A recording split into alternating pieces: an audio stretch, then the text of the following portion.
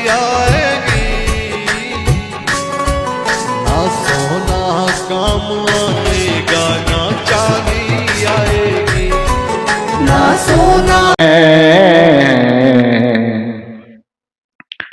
ध्यावत है सब संत, गुरु है बड़ा गोविंद से, मन में देख विचार, हरि सिर जय तो बार बार, गुरु सिर जय तो पार, गुरु सिर जय तो पार। मेरे व्यवहारिक एवं पारमार्थिक जीवन के प्रबल प्रेरणा स्रोत परमाराध्य परम पूज्य सद्गुरुदेव जी छत्तीसगढ़ के पावन धरा पर स्थित राजनांदगांव जिला के अंतर्गत ग्राम इरई कला में सद्गुरु कबीर आश्रम के तत्वावधान में आयोजित त्रिदिवसीय सत्संग समारोह के दूसरे दिन के द्वितीय सत्र में मंच पर विराजमान विभिन्न स्थानों से पधारे हुए अपने ज्ञान ध्यान त्याग तप के प्रभाव से तीर्थों को भी परम पावन करने वाले परम वंदनीय संत समाज, इस परिवर्तन परिवर्तक स्थल पर विराजमान अध्यात्म प्रेमी सज्जनों तथा देवियों,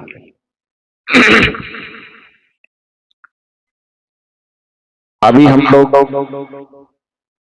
सद्गुरु कबीर की विवेक धारा से अनुप्राणित दर्शन पर कुछ चिंतन सुन रहे थे। सद्गुरु कबीर पुरुषार्थवादी संत थे।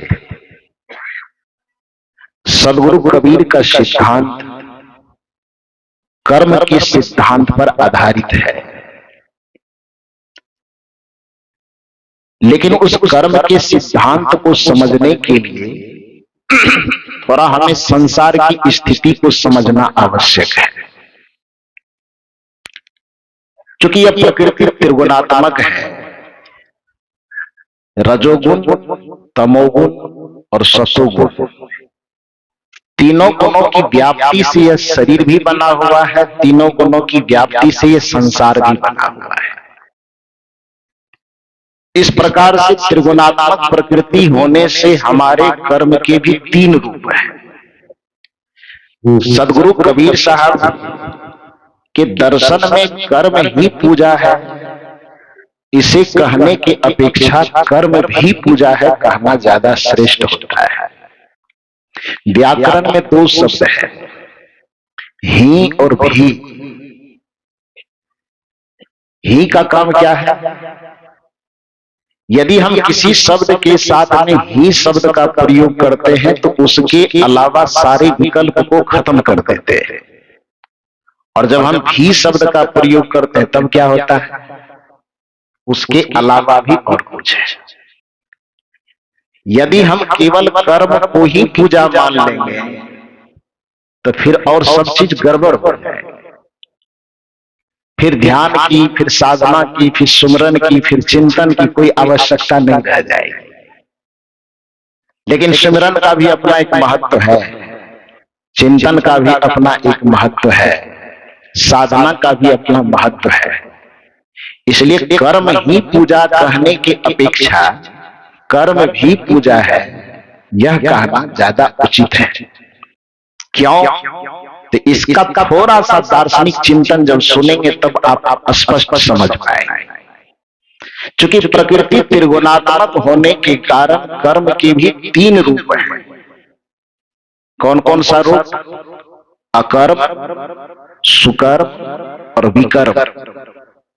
गीता में इन तीनों कर्मों का वर्णन है, अकर्म, सुकर्म और विकर्म। अकर्म किसे कहते हैं? जो नहीं करने योग्य है। और सुकर्म किसे कहते हैं? जो करने योग्य है। विकर्म किसे कहते हैं? जो कर्म के जैसा प्रतीत तो होता है किंतु कर्म नहीं होता है। जैसे हम सुमिरन करते हैं, सुमिरन करना वो किसी कर्म की गिनती में नहीं आता है। ध्यान करते हैं, ध्यान करना किसी क्रिया की गिनती में नहीं आता है। जप करते हैं, जप करना किसी कर्म की गिनती में नहीं आता है। तो कर्म की गिनती में ना आवे किंतु कर्म के जैसा प्रतीत हो, ऐसे विशिष्ट कर्म को क्या कहा जाता है? विकर्म कहा जाता है। तो कर्म के तीन रूप, अकर्म, सुकर्म और विकर्म। विकर्म क्यों कहा गया उसको? क्योंकि कर्म में भी उपसर्ग का संयोग लग गया है। कर्म अपने जगह पर स्थिर रहा, कर्म में जब अनिषेधात्मक उपसर्ग का संयोग हुआ तो अकर्म बन गया। अकर्म को आप कुकर्म भी कह सकते हैं, क्योंकि अ और कु ये संस्कृत साहित्य का दोनों निषेधात्मक उपसर्ग है, जो अर्थ को, किसी भी शब्द के अर्थ को पलट देता है। सु संस्कृत साहित्य का विधेयात्मक उपसर्ग है। जैसे संग में कु लग जाए तो संग का अर्थ क्या हो जाएगा? कुसंग में गलत संग। संग में सु उपसर्ग लग जाए तब क्या बनेगा? सुसंग मन अच्छा सा बनेगा। कुवास, यदि वास में कु शब्द लग जाए तो कुवास का मतलब गलत गंध, और सुवास शब्द लग जाए, वास में सु शब्द लग जाए तब सुंदर सुगंध, अच्छे सुगंध। तो कहने का मतलब है कि संस्कृत साहित्य में अ और कु एक निषेधात्मक उपसर्ग है। जब किसी भी शब्द के साथ जुड़ता है तो उसका अर्थ नकारात्मक कर देता है। तो इसलिए कर्म अपने जगह पर रहेगा, लेकिन कर्म शब्द के साथ जब अनिषेधात्मक उपसर्ग जुट जाएगा तो अकर्म मतलब नहीं करने योग्य कर्म। जैसे चोरी, हिंसा, व्यभिचार, बेईमानी, शैतानी, छल, फरेब, कपटबाजी, दगाबाजी इत्यादि जो भी कर्म है वह कर्म अकर्म के अंतर्गत आता है, और वह पूर्णतः निषेध है, किसी भी मनुष्य के लिए नहीं करना चाहिए। चोरी नहीं करनी चाहिए, हिंसा नहीं करनी चाहिए, व्यभिचार नहीं करना चाहिए, क्योंकि वह अकर्म के अंतर्गत आता है। अब दो चीज आता है, एक सुकर्म और दूसरा विकर्म। सुकर्म जो है वह सुकर्म पूजा नहीं होता, वह सेवा होता है। क्योंकि आप इंद्रियों के स्तर से जो अच्छा काम करते हैं वह पूजा नहीं होता, पूजा के सदृश होता है। जैसे कोई व्यक्ति, हमारा पिता किसी का कितना होता है? एक ही होता है, लेकिन पिता के समान लोग कितना होता है? उसकी कोई गिनती है?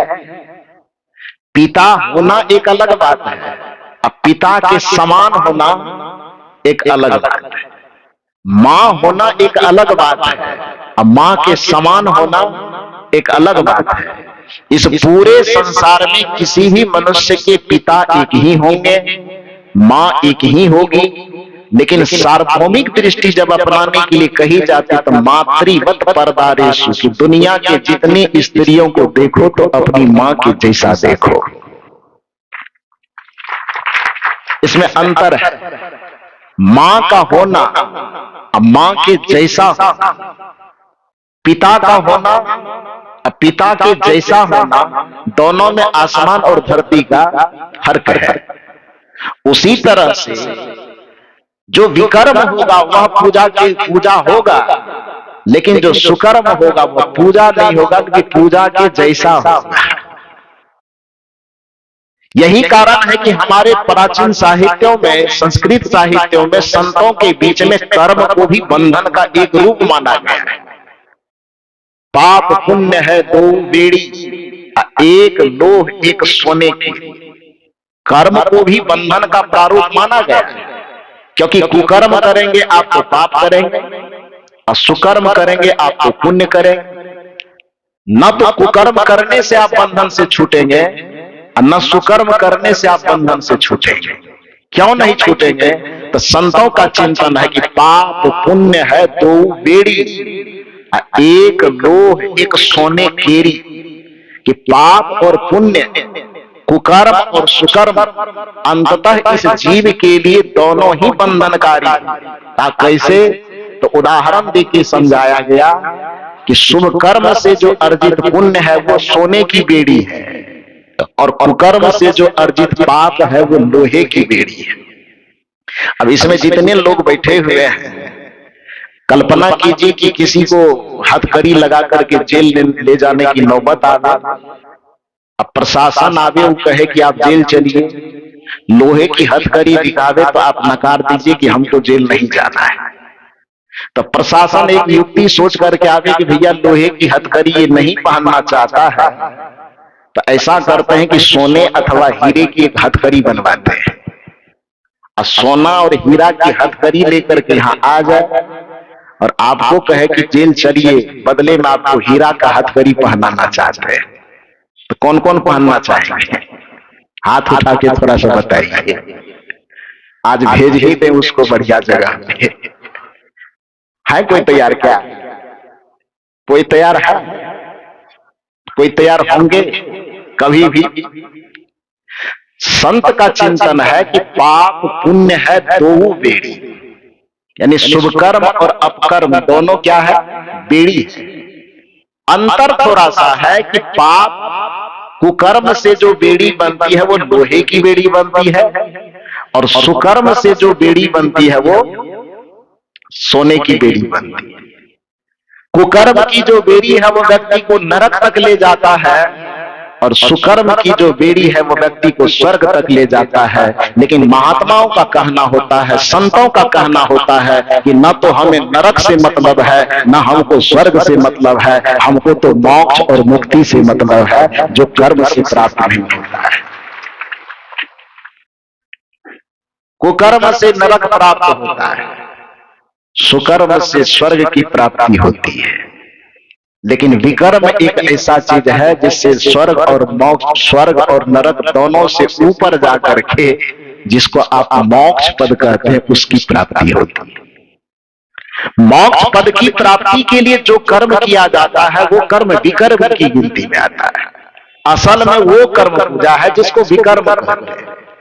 लेकिन कर्म के जो दो रूप हैं, एक तो अकर्म, उसको छोड़ ही देना है, उसको तो बिल्कुल नहीं करना है। लेकिन सुकर्म जो करना है, तो उस सुकर्म को हल चलाने को हम पूजा के जैसे तो कह सकते हैं, लेकिन उसको पूजा नहीं कह सकते। व्यापार करने को हम पूजा के जैसे बनाना चाहिए, हमको पूजा के जैसे कह सकते हैं, लेकिन उसको पूजा नहीं कह सकते, क्योंकि मैंने दो शब्द का प्रयोग किया, ही का और भी का। कर्म पूजा भी है, लेकिन कर्म ही पूजा है ये नहीं होगा। क्योंकि हल चलाना यदि पूजा होगा तो फिर सुमिरन करना फिर क्या होगा? जप करना क्या होगा? जिसको कबीर साहब के सुमिरन सुरत लगाई के, मुख ते कछु न बोल, बाहर के पट बंद कर, अंतर के पट खोल। फिर ये कौन सा कर्म हो जाएगा? आपके पास चूंकि प्रकृति त्रिगुणात्मक है, मैंने कहा इसके जीवन में तीनों गुणों की व्याप्ति है, और आपके जीवन के इंद्रियों, कर्मेंद्रियों, ज्ञानेंद्रियों को भी तीन हिस्सों में बांट दिया गया है।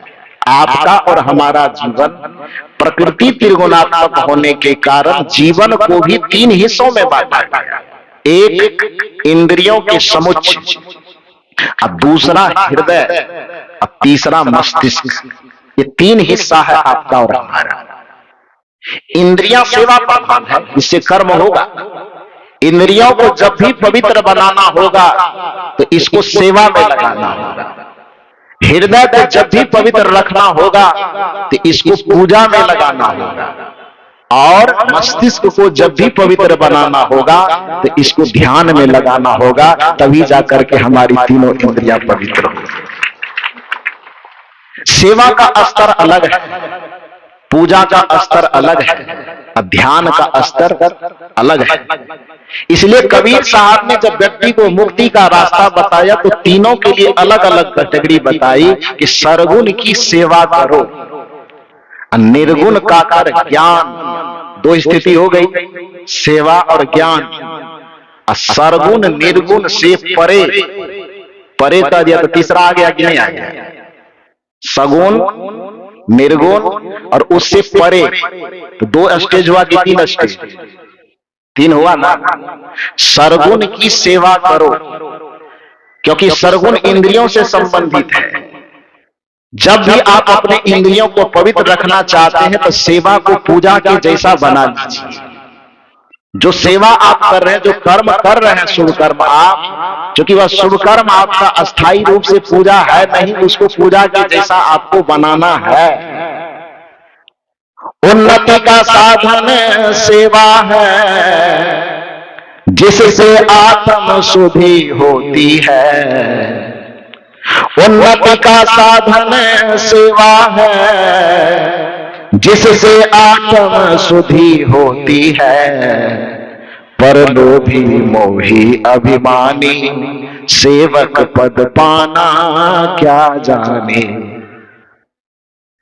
जो लोभी होगा, जो मोही होगा, जो अभिमानी होगा, और सेवा के भाव को समझ ही नहीं पाएगा कि सेवा होता क्या है। लेकिन आज तक धरती पर किसी भी की इंद्रियां पवित्र होगी, पैर पवित्र होगा, हाथ पवित्र होगा, मुंह पवित्र होगा, तो सेवा के कारण। क्योंकि कबीर साहब कहते हैं कि ये सारी इंद्रियां आपको सेवा करने के लिए मिला है। लोगों ने कबीर साहब से पूछा कि ये शरीर के सारे हिस्से हमें मिले क्यों, इसका काम क्या है? तो कबीर साहब ने कहा है, मत कर मोह को, मत कर मोह को, हरि भजन को मान रे तो, हरि भजन को मान रे। इस भजन में कड़ी आती है, नयन दिए हरि तरस करन को। आंख क्यों दिया है? हरि का दर्शन करके। अब कल मैं समझा चुका हूं कि हरि किसे कहते हैं, बताया हूं। जो नहीं आया हम वो चूक गए, उसको पता नहीं, लेकिन कल ये अध्याय पूरा हो चुका है। प्रत्यक्ष रूप में हरि, हम गुरु को हरि कहते हैं। क्यों? क्योंकि हरि की परिभाषा है जो हरण करने की क्षमता रखता हो उसको हरि कहा जाता है। सूर्य को हरि कहा गया क्योंकि वो अंधकार को हरण करने की क्षमता रखता है। सांप को हरि कहा गया क्योंकि काट लेने पर आदमी के प्राण को हरने की क्षमता रखता है। चोर को हरि कहा गया क्योंकि चोर जब आपके घर में प्रवेश करता है तो आपके सोना चांदी को हरने की क्षमता रखता है। और गुरु को हरि कहा गया क्योंकि जब ये आपके जीवन में प्रवेश करते हैं तो आपके जीवन के दुखों का हरण कर लेते हैं, इसलिए सदगुरु को हरि कहा गया। सदगुरु और संतों की परिभाषा ही यही है, दरबार में सच्चे सदगुरु के दुख दर्द मिटाए जाते हैं। दुनिया के सताए लोग यहाँ सीने से लगाए जाते हैं। जिसको पूरी दुनिया में कहीं कोई ठिकाना ना मिले, उसको जो ठिकाना देने वाला व्यक्तित्व होता है उसी को सदगुरु कहा जाता है। जो भगवान तक से ठुकराए चले जाए, फिर भी भगवान से ठुकराने पर भी जो एक दरवाजा हमें अपनाने वाला बचा रह जाता है, उस दरबार का नाम है गुरु का दरबार, उस दरबार का नाम है संत का दरबार। आप कहेंगे कि हो सकता है ये बनावटी बात कहते हैं, तो गोस्वामी जी से प्रमाण दीजिए। गोस्वामी जी रामचरितमानस में कहते हैं, राखै गुरु जो कोप विधाता, गुरु कोप नहीं को जगत त्राता।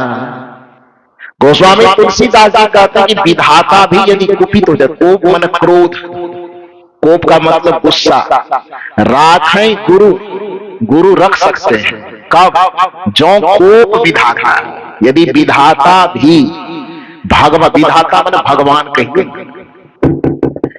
जिसको आप भगवान कहते हैं, जिसको आप परमात्मा कहते हैं, गोस्वामी जी कहते हैं कदाचित किसी कारण से भगवान और परमात्मा भी आपके ऊपर नाराज हो जाए, क्रोधित हो जाए, गुस्सा जाए, तो अभी भी चिंता की बात नहीं है, क्योंकि एक छाया है जो हमारी रक्षा करेंगे।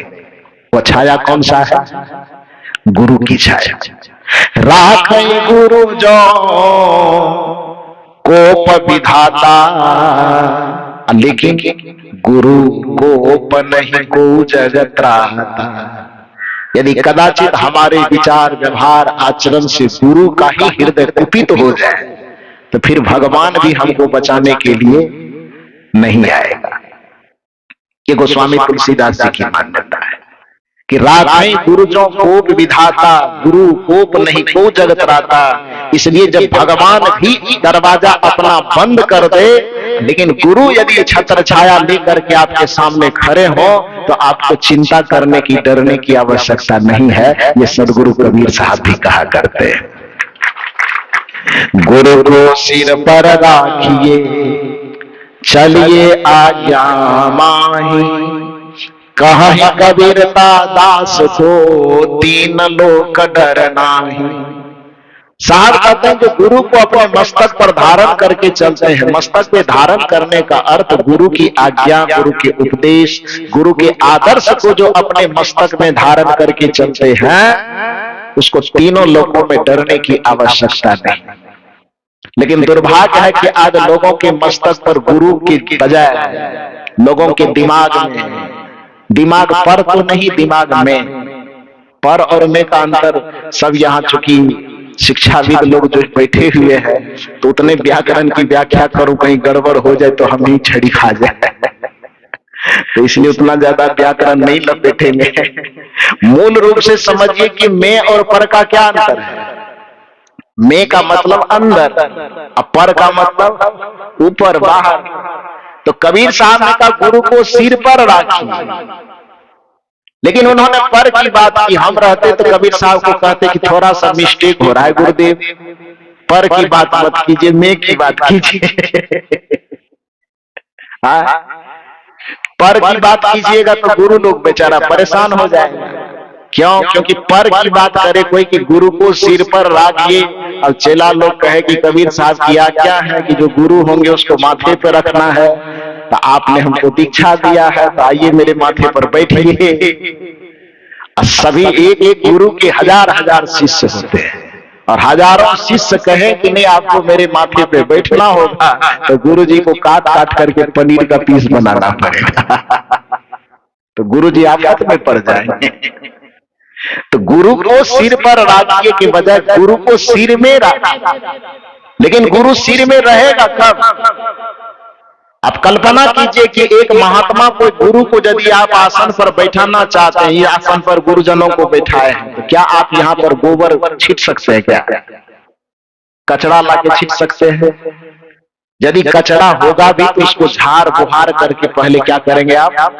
साफ करेंगे, तब न गुरु को बैठाएंगे।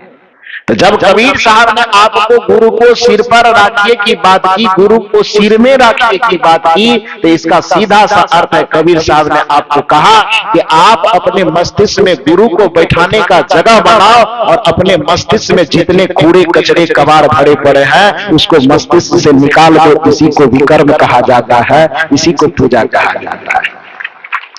जो अपने मस्तिष्क से विकृति को निकाल सके, जो अपने मस्तिष्क से विकारों को निकाल सके, जो अपने मस्तिष्क, क्योंकि सारे विकार कहां होते हैं? मस्तिष्क में ही तो होता है। इसलिए पाश्चात्य दर्शन में दो प्रकार का दर्शन आया। बाइबिल जो ईसाइयों का धर्म ग्रंथ माना जाता है, वो दो प्रकार की बाइबिल बने, पुरानी बाइबिल और नई बाइबिल। दोनों बाइबिल के अंदर दार्शनिक चिंतन में थोड़ा सा मतभेद है।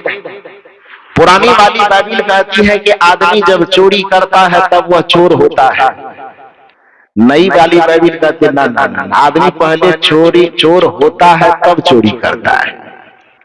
अब दोनों का थोड़ा सा फर्क समझ करके बताइए आप लोग कि दोनों दर्शन का जो अंतर है। एक कह रहा है कि आदमी चोरी करता है तब चोर होता है, एक दर्शन कह रहा है नहीं नहीं, आदमी पहले चोर होता है तब चोरी करता है। दोनों में से कौन ठीक है? हो जाए आप लोग का यूपीएससी का परीक्षा, बताता है।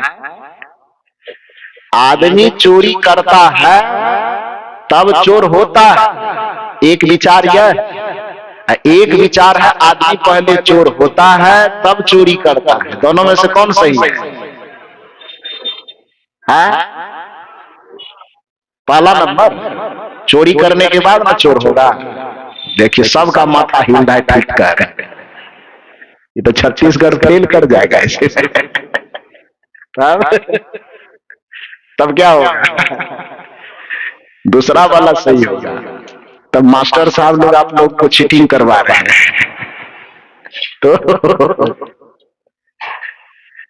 दार्शनिक चिंतन यह कहता है कि दूसरा वाला से कि आदमी पहले चोर होता है तब वह चोरी करता है। आदमी पहले व्यभिचारी होता है तब वह व्यभिचार करता है, क्योंकि होने की क्रिया शुरू कहां से होती है? विचार से। जब पहले व्यक्ति अपने मन में चोरी की परिकल्पना नहीं करेगा, चोरी की धारणा नहीं बनाएगी, योजना नहीं बनाएंगे, तब तक चोरी वाला काम उससे होगा कैसे? तो पहले विचार होगा तब न कर्म होगा। चोरी की प्लानिंग तैयार होगी दिमाग में तब न जाकर के कर्म करेगा आदमी। तो जिस समय आपके मस्तिष्क में चोरी के विचार पैदा हुए बीज के रूप में, उसी समय आप चोर हो गए। उसके बाद फिर चोर होते होते 2 दिन 4 दिन 5 दिन प्लान बनाते बनाते जब 5 दिन तक चोर बन गए, तब जाकर के एक दिन क्या कर दिए? चोरी कर दिए। तो पहले चोर हुए तब न चोरी किए। किसी का लूट करना है, व्यभिचार करना, कुछ भी कोई भी कर्म करने से पहले कर्म के विचार आपके मस्तिष्क में पनपते हैं, फिर उन विचारों के अनुरूप आपकी योजना बनती है, और योजना बनाते बनाते जब कई दिन बीत जाते हैं तब जाकर के फिर आप कर्म को करते हैं। तो पहले आप व्यभिचारी होते हैं तब व्यभिचार करते हैं, पहले आप बेईमान होते हैं तब बेईमानी करते हैं, पहले आप हिंसक होते हैं तब हिंसा करते हैं। होने की क्रिया विचार से होती है और कर्म करने की क्रिया इंद्रियों से होती है ना। तो इंद्रियों के कर्म को रोकना सुकर्म है, इंद्रियों के अकर्म को रोकना सुकर्म है। इंद्रियां हमारी अकर्म न करे, कुकर्म न करे, इसको रोक लेना सुकर्म है। लेकिन विचारों से ही वो सारी गंदगी समाप्त हो जाए, उसी को विकर्म कहा जाता है, उसी को पूजा कहा जाता है। और यह सत्संग मूल रूप से इस बात पे जोर नहीं देता है कि आपका कर्म होना पहले बंद हो। यह सत्संग इस बात पे जोर देता है कि आपके खोपड़ी में अकर्म सुकर्म कुकर्म कोई भी हो, उसका बीज ही पनपे नहीं। माथे से सारे अकर्मों के बीज को ही मिटा करके खत्म कर दिया जाए, और वह बीज जब भी खत्म होगा तो आपके केवल ध्यान के चिंतन से खत्म होगा। इसलिए ध्यान को भी कर्म की संज्ञा प्राप्त है, ध्यान को कर्म की संज्ञा प्राप्त नहीं है। इसलिए जो सारे कर्मों को ही जला करके खाक कर दे, उसको विकर्म कहा जाता है। इसलिए कबीर साहब कहते हैं कि सरगुण की सेवा करो, निर्गुण का कर ज्ञान। सेवा, ज्ञान और ध्यान 3 अवस्था है पूजा का। तो सरगुण की सेवा करो, निर्गुण का कर ज्ञान, सरगुण निर्गुण से परे तहां हमारा ध्यान। तो सेवा जो आएगा वो आपके कर्म के अंतर्गत आएगा, ज्ञान और ध्यान जो आपके जीवन में आएगा वह आपके विकर्म के दायरे में आएगा। तो विकर्म के दायरे में जो चीज आता है वो पूजा है, और सेवा जो है उसको पूजा डायरेक्ट नहीं कह सकते हैं, उसको पूजा के जैसा बनाना है। तो इसलिए यह बात जो लोगों के बीच में चलता है कि कर्म ही पूजा है, यह वाक्य अपने आप में गलत है, अधूरा है।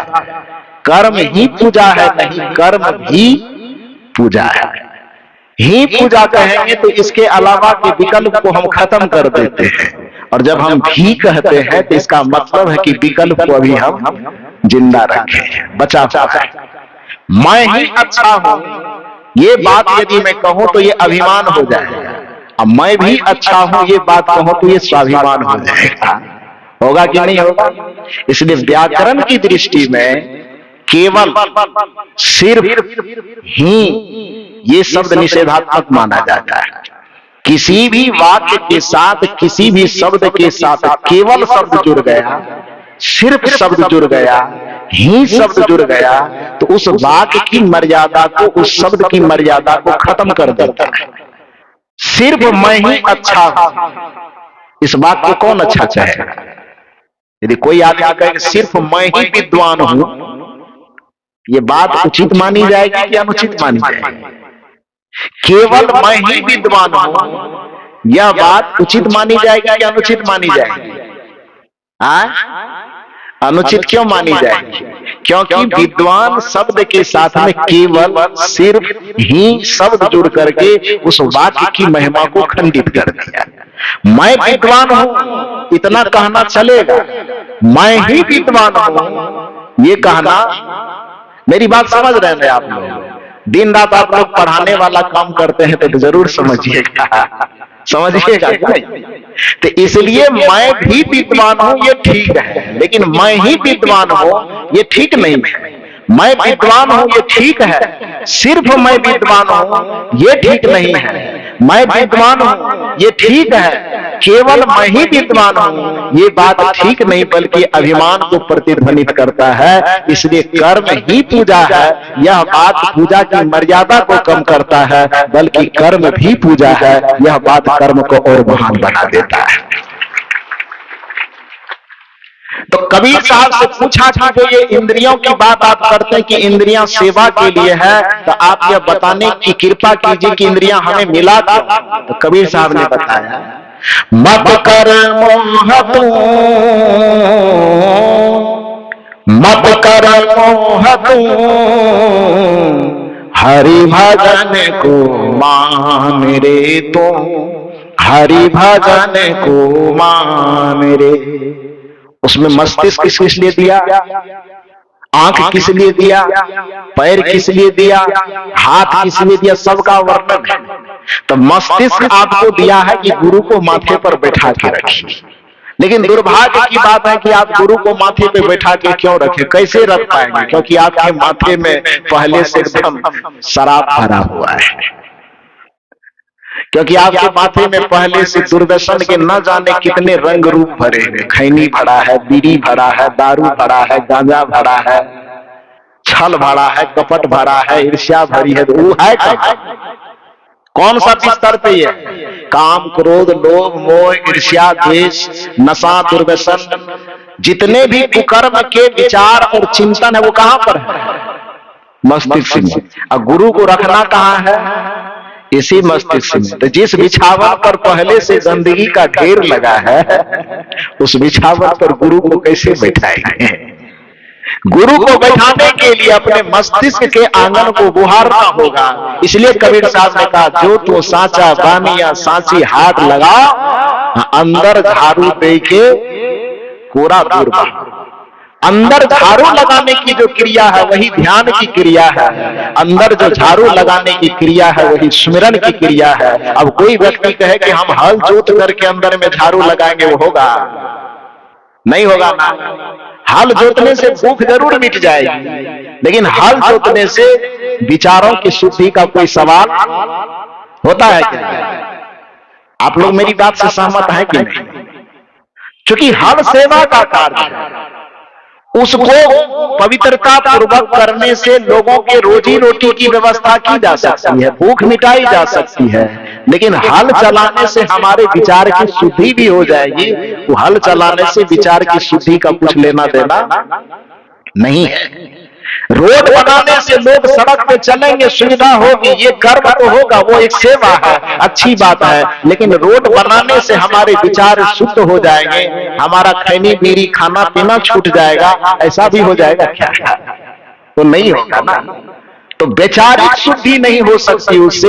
वैचारिक जिस कर्म से लोगों को सुविधा मिले उस कर्म को सेवा कहते हैं, और जिस कर्म को करने से आदमी का चेतना और चिंतन शुद्ध हो उसी को विकर्म कहा जाता है, उसको पूजा कहा जाता है।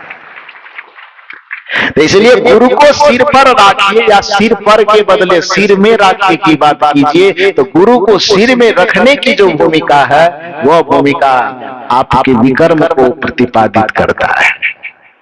जब तक आपके मस्तिष्क के बिस्तर सुंदर नहीं होंगे, चित्त चेतना के बिस्तर सुंदर नहीं होंगे, गुरु को आप बैठाएंगे कैसे? और जब तक गुरु को मस्तक पर नहीं बैठाएंगे, याद रखिए, लिख लीजिए कागज में, और नहीं लिख सकते कागज में, कल लेके आएगा स्टाम्प पेपर, हम भी सिग्नेचर कर देंगे। जब तक गुरु को अपने मस्तक पर नहीं बैठाएंगे, दुनिया का कोई काम कर लीजिए, कुछ भी कर लीजिए, फिर भी आप दुखों से बच नहीं पाएंगे। कुछ न कुछ लगा रहेगा, चाहे दैहिक ताप लगा रहेगा, दैविक ताप लगा रहेगा, भौतिक ताप लगा रहेगा। क्योंकि आदमी के जीवन से संकटों का तभी निवारण होगा जिस जगह से संकटपूर्ण विचार उत्पन्न होता है, उसी जगह पर जब तक गुरु को न बैठाया जाए।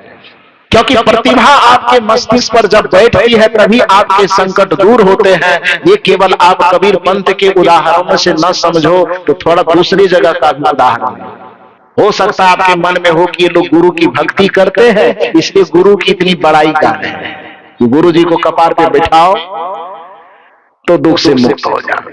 इसको थोड़ा दूसरे उदाहरण से भी समझ लो। श्रीमद् भागवत महापुराण सुने हैं कभी भी न सुने, कभी न कभी मौका लगा हो, प्रत्यक्ष न भी सुने होंगे कभी। तो आजकल तो मीडिया का जमाना है, मोबाइल है, तो बिस्तर पर लेटे लेटे भी वृंदावन पास ही आ जाता है। आता ही नहीं आता है, जिसको मंगाना चाहो सब आ जाते हैं। तो उसमें यदि श्रीमद् भागवत कथा सुनने, समझने, देखने का कभी मौका लगा होगा तो उसमें एक कहानी जानते होंगे ना, कि कृष्ण जी के आगमन से पहले कंस को जब सूचना मिलती है कि देवकी को ससुराल पहुंचाने जा रहे हो, क्योंकि देवकी कंस की बहुत लाडली बहन थी, बहुत प्यारी बहन, इतना प्रेम करते थे वो देवकी जी से कि जब देवकी की शादी हुई वसुदेव जी से, वसुदेव कंस के परम मित्र थे और देवकी उसकी अपनी बहन जैसी थी। बहन से भी ज्यादा प्रेम करते थे, बहन से भी प्रेम उतना ही करते थे, वसुदेव से भी उतना ही प्रेम करते थे। दोनों कंस के प्रेम के कारण ही कंस ने ही देवकी और वसुदेव की शादी करवाई। और जब विदा होने लगे तब इसी से प्रमाण लगाइए कि कितना प्रेम करते होंगे कि रथ चलाने वाले सारथी को कंस ने कहा कि भैया तू आज रथ छोड़ दे, मैं राजा हूं दूसरे लोगों के लिए, लेकिन आज मुझे अपने बहन का भाई बनना है। और बड़े स्नेह, बड़े सम्मान के साथ सारथी को उठा करके कंस उस रथ पर बैठ करके अपने हाथ में घोड़ा का रस्सी थामते हैं और कंस ही रथ को चलाते हुए ले जाते हैं। तो जो एक राजा सारथी बनने के लिए तैयार हो जाएगा बिना प्रेमे का, प्रेम था ना बहन के प्रति मन में, बहन के प्रति आदर था। लेकिन उतना आदर करने के बावजूद भी जब कहा जाता है, कथा या कहती है, जब आकाशवाणी होती है, अरे मूर्ख, जिसको तो इतना धूमधाम से विदा कर रहे हो उसी के गर्भ से जो 8वां बच्चा पैदा होगा वो तुम्हारी मृत्यु का कारण बनेगा। बस वहां से घटना क्या घटती है, जिसको खुशी खुशी विदा करने के लिए ले जा रहे थे वो तो तलवार लेके तत्काल उसका गर्दन ही काटने वाले थे, वो गर्दन ही काट देते। लेकिन वसुदेव जी पैर पकड़े कि खतरा आपको देवकी से नहीं है, खतरा आपको देवकी के बच्चे से है, आकाशवाणी के अनुसार। तो इसको क्यों मार रहे हैं, इसको कम से कम छोड़ दीजिए। बच्चे से खतरा है तो मैं शपथ लेता हूं कि जितने बच्चे होंगे वो सारे बच्चे आपके पास पहुंचा दिया जाएगा, आप उसको ही खत्म कर दीजिए, देवकी को कुछ मत कहिए। तो चूंकि पहले से तो दिल में था ही उसके प्रति श्रद्धा, और वसुदेव जी जैसा कहे तो मान भी गए और कारागार में बंद कर दिया। जाने का मौका लगा है किसी को? मथुरा गए हैं इसमें से कोई? इसमें से कोई गया है? आप गए हैं? आप भी गए हैं? हाँ, मथुरा गए हैं तो देखे हैं हथकड़ी कितना मोटा है, देखे हैं? मैं आश्चर्यचकित हो गया जब ऊपर चढ़ा मंदिर पर, तो सोचिए कंस कितना अत्याचारी होगा। वो जिस जेल में उनको रखा गया था, जो है अब हकीकत है कि क्या है मैं नहीं पता मुझे, लेकिन अभी जो माना जाता है कि जिस जेल के अंदर उनको रखा गया था, मैं छत के ऊपर जब चढ़ के देखा ना, तो उसके दीवार की चौड़ाई इतनी है कि उस दीवार पर आप स्कॉर्पियो को राउंड करवा सकते। समझ रहे हैं? दीवार की जो मोटाई कहते हैं उसको क्या कहते हैं? चौड़ाई कहिए, मोटाई कहिए, तो उस पर आप स्कॉर्पियो को राउंडिंग करवा सकते हैं, हो जाएगा। कि उसकी जो हथकड़ी है, मैंने कोशिश किया कि एक बार उठा के देखता हूं उठता है कि नहीं। सारी ताकत लगाने के बाद बजरंगबली का नाम भी लिए फिर भी नहीं उठा। हम कहीं मेरी ताकत से नहीं, एक बार बोलिए बजरंगबली की जय, उठाए नहीं उठा। हमके कैसा आदमी रहा होगा कंस, बताओ तो। ये बेड़ी को वसुदेव जी के पैर में जब बांधे होंगे, वसुदेव जी खींचते कैसे होंगे इसको? तो बड़ा विकट स्थिति है। कहने का यह अभिप्राय कि उस तरह से कष्ट में रखा गया उनको। रखने के बाद सोचिए कि उतनी मजबूत बेड़ी, उतनी मजबूत हथकड़ी, सारा चीज रखा हुआ है, कब तक उसके जीवन में दुख रहा? जब तक आठवां पुत्र के रूप में कृष्ण जी आए नहीं। और कृष्ण जी आए तो पर भी दुख व्याप्त है, लेकिन दुख समाप्त होना कब से शुरू हुआ? जब वसुदेव ने उस कृष्ण को उठा करके अपने माथे पर रख लिया। बात समझ में आई कि नहीं आई? डलिया में उठाए ना, माथे पर रखे ना, और माथे पर रख करके जब यात्रा शुरू किए, तो उस यात्रा से परिणाम क्या निकला? कहा जाता है जिस जेल में बंद थे जेल का फाटक खुल गया, बेड़ियां हथकड़ियां खुल गई, और रास्ते में चलते चलते चलते चलते जब कहा था यमुना नदी आई, तो सबसे बड़ी बात है वो यमुना नदी भी रास्ता दे दी और कृष्ण को अपने लक्ष्य तक पहुंचा दिया। और उस दिन से वसुदेव की जिंदगी का सारा कष्ट दूर होना शुरू हो गया। ये कहानी है, कथा है। अब इस कथा को मान करके मतलब वृंदावन बिहारी लाल की जय मत करने लगना, क्योंकि शास्त्रों को समझने की 3 विधा है।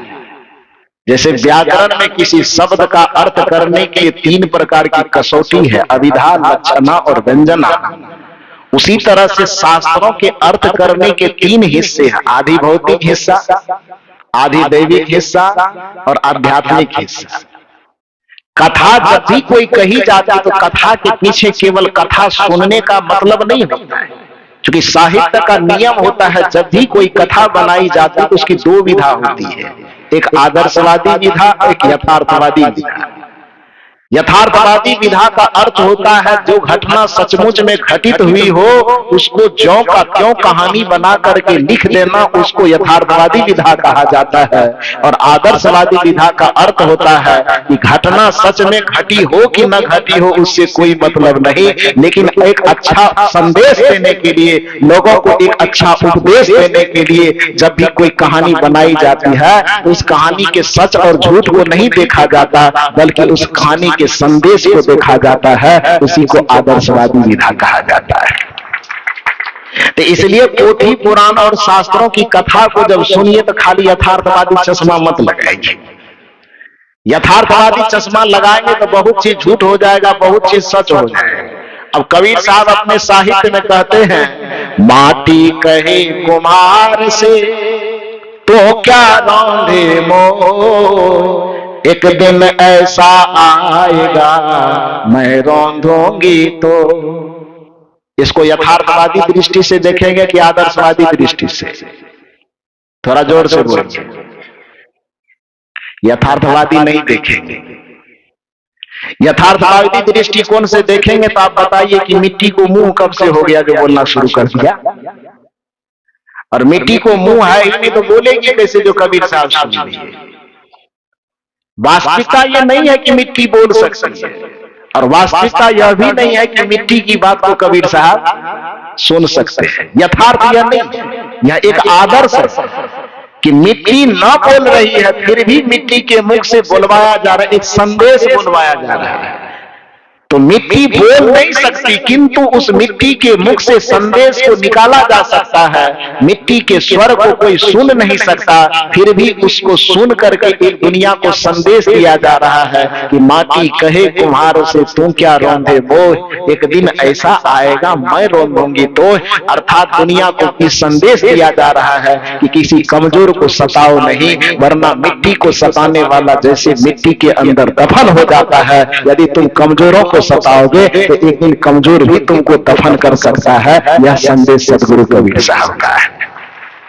लाचार लोगों को मत सताओ, जो विवश है उसको सताओ मत। निर्बल को न सताइए वाकी मोटी हाय, बिना जीव के श्वास से लोह भस्म हो जाए, ये कबीर साहब कहते हैं। निर्बलों को मत सताओ।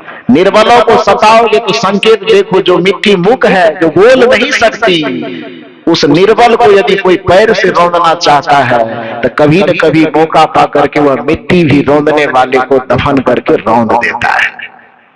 तो यह संदेश है सकारात्मक संदेश। इसलिए यथार्थवादी दृष्टिकोण से मिट्टी न तो बोल सकती है, न मिट्टी की बोली बात को कोई सुन सकता है।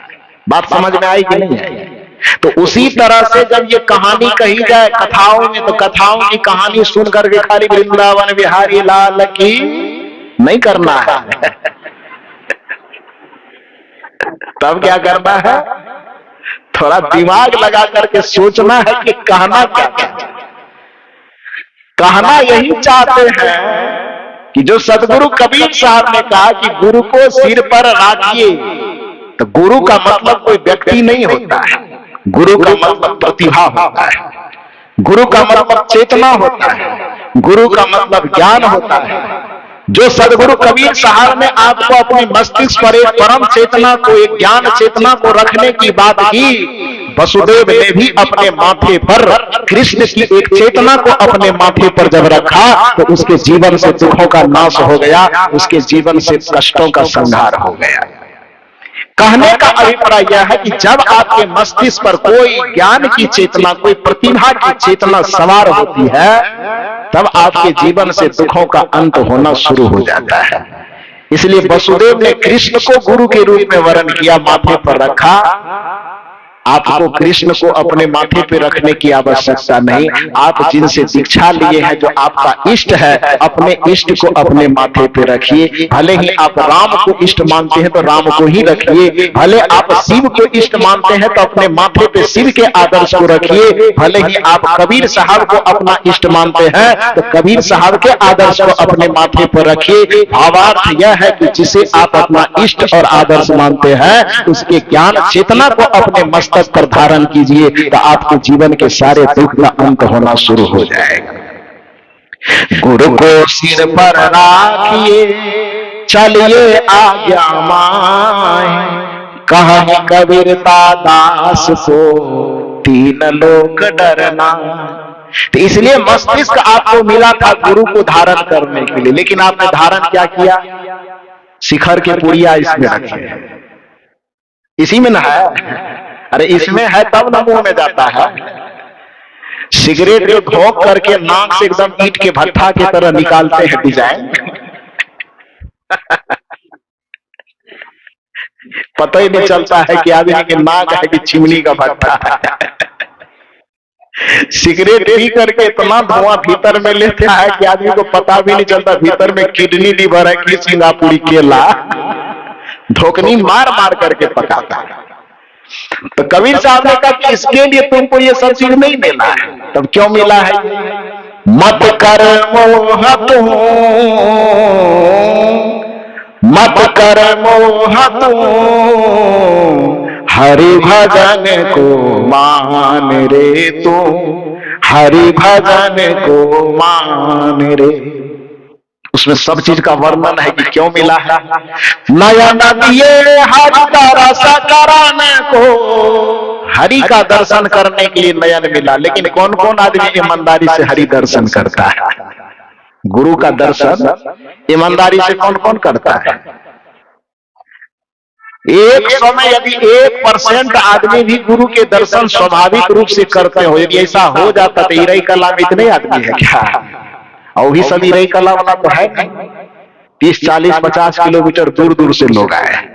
हाँ, सही कह रहा हूं कि गलत कह रहा हूं? सही कह रहा हूं। आधा से ज्यादा बाहर के हमारे कुमार साहब बता रहे हैं। हाँ, तो आप ये मत सोचिए कि मैं बिहार से आया तो मैं कुछ नहीं जानता। मेरे अगल बगल में सब काम सब लगे हुए हैं। ये सौभाग्यशाली होनी मेरा सौभाग्य है कि मेरे दाएं भी महात्मा बैठे हैं, मेरे बाएं भी महात्मा बैठे हैं, और बीच में मैं खेल रहा हूं। दोनों तरफ से मेरे हाथ को पकड़े हैं, क्योंकि नीति यह कहती है कि जिसका हाथ महात्मा पकड़ लेते हैं उसके हाथ को परमात्मा कभी नहीं छोड़ता है। जिसके हाथ को महात्मा पकड़ लेते हैं उसकी हस्ती सदैव जिंदा रहती है, और जिसकी हस्ती जिंदा रहती है उसी की मस्ती जिंदा रहती है। जिसकी हस्ती जिंदा है उसी की मस्ती जिंदा है, और जिसकी मस्ती जिंदा है उसी व्यक्ति की मुक्ति भी जिंदा है। इसलिए जो व्यक्ति मुक्त होना चाहता है उसको सदैव मस्त रहने का प्रयास करना चाहिए। हमारे परम पूज्य सदगुरु श्री ज्ञान साहब जी शायरी कहा करते थे बराबर, जिंदगी में जिंदगी का, बोल दीजिए ना, बहुत सुने हैं आप लोग। 42 साल से सुन रहे तो भी हम ही से बोलवाइएगा। बोलिए जरा बढ़िया से, जिंदगी में जिंदगी का राज पाना चाहिए, अब मन और इंद्रियों को याद नहीं है। बड़ा गड़बड़ विद्यार्थी है आप लोग जी। 41 साल से पढ़ने के बावजूद भी भूल गए हैं तो कैसे काम चलेगा? होमवर्क लेके जाइए, कल याद करके आइएगा, कल फिर पूछूंगा। होमवर्क ठीक नहीं हुआ तो आप लोग जितना विद्यार्थी को सजा दिए हैं तो एक दिन आप लोगों से बदला ले लेंगे। तो जिंदगी में जिंदगी का राज पाना चाहिए, मन और इंद्रियों को सबस रखना चाहिए, और अपने को जान करके मस्त रहना चाहिए। क्योंकि जो व्यक्ति मस्त रह सकता है वही व्यक्ति मुक्ति का मार्ग तय कर सकता है। खिलखिलाइए, मुस्कुराइए, यही जिंदगी का सार है। जो जिंदगी में मुस्कुरा नहीं सकता उसको मनुष्य कहलाने का कोई अधिकार नहीं है, क्योंकि इस धरती पर मनुष्य ही एक ऐसा प्राणी है जिसको मुस्कुराने का वरदान मिला है। वरना गधा को कितना भी खुशी मिल जाए, केवल हिलिया करके बंद हो जाएगा, मुस्कुरा नहीं सकता है। तो इसलिए यदि हम मनुष्य का शरीर लेकर के आए हैं तो और कुछ हमसे छीना जाए, छीन जाने तो कोई चिंता की बात नहीं है, लेकिन अपने चेहरे की मुस्कुराहट नहीं जाने देना। चेहरे की मुस्कुराहट को किसी को छीनने मत देना। मैं बिहार राज्य के एक समस्तीपुर जिला पड़ता है। समस्तीपुर जिला में मेरा कार्यक्रम था। एक डॉक्टर साहब आए और उन्होंने कहा, गुरुजी बगल में मेरा क्लिनिक है, कल ही उद्घाटन हुआ है, आपका कार्यक्रम था इसीलिए आपको बुला नहीं पाए, आज मैं आया हूं, आप चल करके थोड़ा सा क्लिनिक में मेरे मेन कुर्सी पर बैठ जाइए। मैंने कहा कुर्सी पर बैठूंगा, लेकिन शर्त है दिन भर जितना फीस भी हो सब मुझे दे देना। उन्होंने ऐसे तिरछी नजर करके हमको देखे। मैंने कहा दिन भर का ही मांग रहा हूं। ठीक है, भाव है। उन्होंने कहा सब आपका ही। तो गए, वहां जाने के बाद बैठे, कुछ जो एक रिबन वगैरह टांगा था थोड़ा उद्घाटन कर दिए। उसके बाद वहां से जब निकलने लगे तो देखा कि उसके चैम्बर पे बहुत सुंदर वाक्य लिखा हुआ। तो हार्ट स्पेशलिस्ट था, हार्ट का इलाज करने वाले। तो अपने गेट पर उन्होंने लिख रखा था कि इस दरवाजे पर पैसे दे करके उस व्यक्ति को अपना दिल खोलवाने के लिए आना पड़ता है जो व्यक्ति अपने मित्रों और परिजनों के बीच में बैठ करके दिल खोल करके हंसता नहीं है। बात कुछ समझ में आई कि नहीं?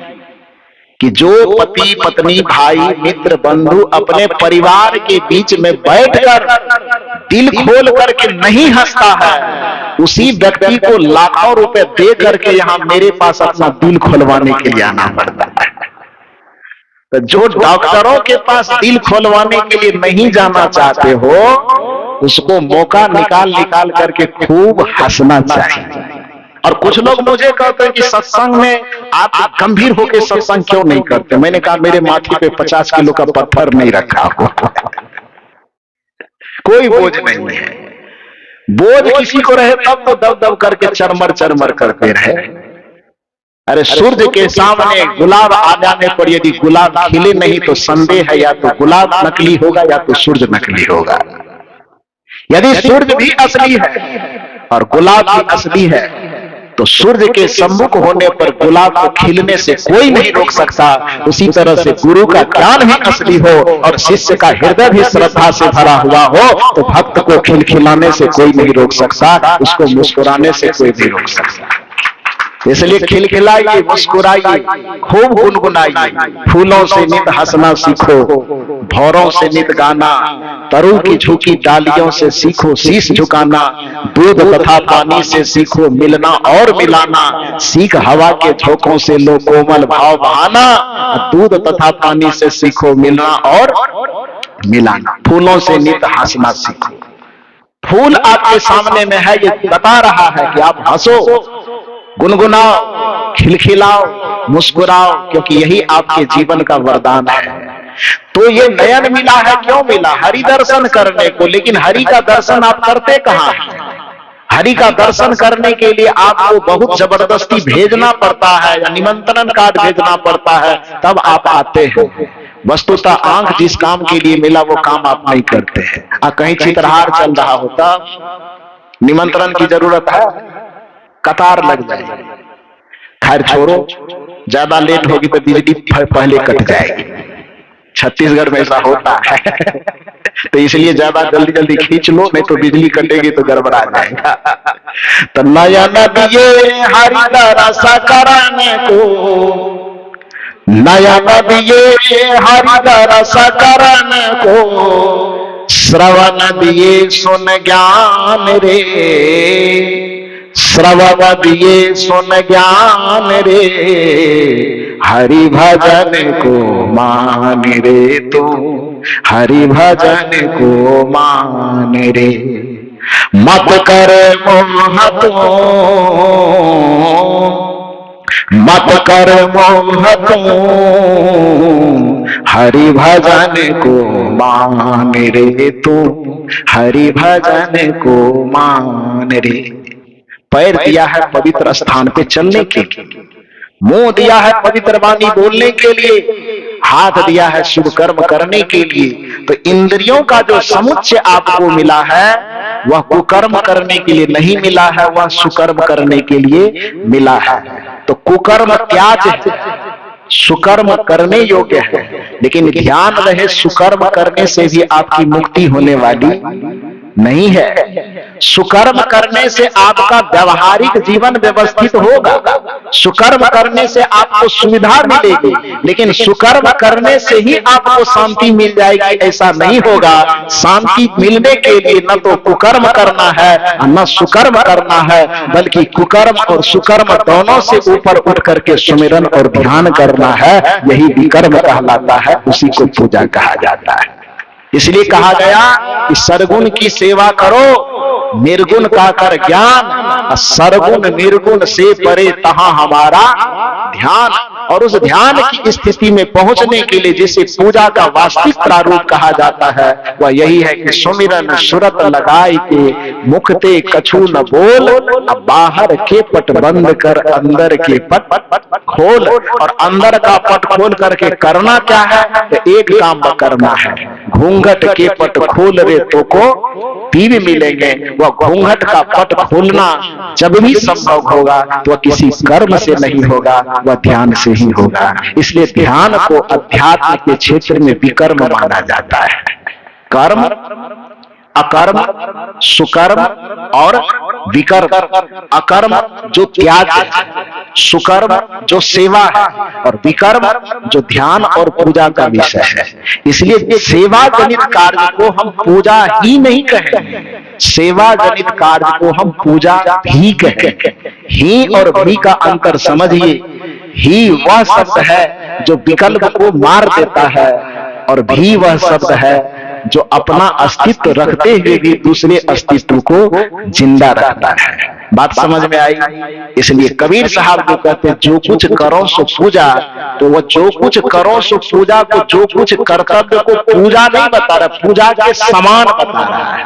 आप उस पूजा के समान भावना बना करके कर्म कीजिए, सेवा कीजिए। इससे आपका व्यवहारिक सुख तो आपको मिलेगा ही, आपके उस व्यवहार से दूसरे को भी सुख मिलेगा।